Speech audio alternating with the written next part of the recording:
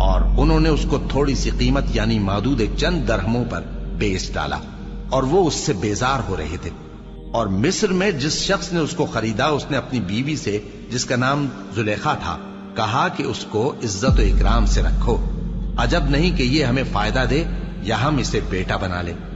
اس طرح ہم نے یوسف کو سرزمین مصر میں جگہ دی، اور غرض یہ تھی کہ ہم ان کو خواب کی باتوں کی تعبیر سکھائیں، اور اللہ اپنے کام پر غالب ہے لیکن اکثر لوگ نہیں جانتے۔ اور جب وہ اپنی جوانی کو پہنچے تو ہم نے ان کو دانائی اور علم عطا کیا، اور نیکوکاروں کو ہم اسی طرح بدلہ دیا کرتے ہیں۔ اور جس عورت کے گھر میں وہ رہتے تھے اس نے ان کو اپنی طرف مائل کرنا چاہا، اور دروازے بند کر کے کہنے لگی، یوسف جلدی آؤ۔ انہوں نے کہا کہ اللہ پناہ میں رکھے، وہ یعنی تمہارے میاں تو میرے آقا ہیں، انہوں نے مجھے اچھی طرح سے رکھا ہے، میں ایسا ظلم نہیں کر سکتا، بے شک ظالم لوگ فلاح نہیں پائیں گے۔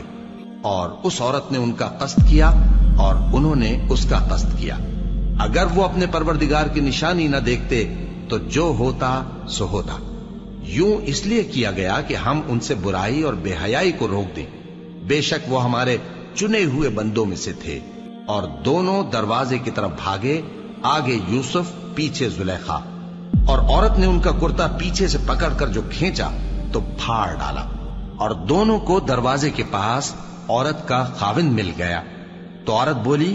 کہ جو شخص تمہاری بیوی کے ساتھ برا ارادہ کرے اس کی اس کے سوا کیا سزا ہے کہ یا تو قید کیا جائے یا اسے دکھ کا عذاب دیا جائے۔ یوسف نے کہا، اسی نے مجھ کو اپنی طرف مائل کرنا چاہا تھا، اور اس کے خاندان میں سے ایک گواہ نے گواہی دی کہ اگر اس کا کرتا آگے سے پھٹا ہو تو یہ سچی اور یوسف جھوٹا ہے، اور اگر کرتا پیچھے سے پھٹا ہو تو یہ جھوٹی اور وہ سچا ہے۔ سو جب اس کا کرتا دیکھا تو پیچھے سے پھٹا تھا، تب اس نے زلیخا سے کہا کہ یہ تمہارا ہی فریب ہے، اور کچھ شک نہیں کہ تم عورتوں کے فریب بڑے بھاری ہوتے ہیں۔ یوسف اس بات کا خیال نہ کر، اور زلیخا تو اپنے گناہ کی بخشش مانگ، بے شک خطا تیری ہی ہے۔ اور شہر میں عورتیں گفتگویں کرنے لگیں کہ عزیز کی بیوی اپنے غلام کو اپنی طرف مائل کرنا چاہتی ہے، اور اس کی محبت اس کے دل میں گھر کر گئی ہے، ہم دیکھتی ہیں کہ وہ کھلی گمراہی میں ہے۔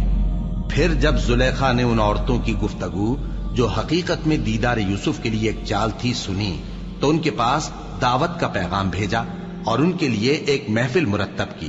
اور پھل تراشنے کے لیے ہر ایک کو ایک ایک چھری دی، اور یوسف سے کہا کہ ان کے سامنے آؤ۔ جب عورتوں نے ان کو دیکھا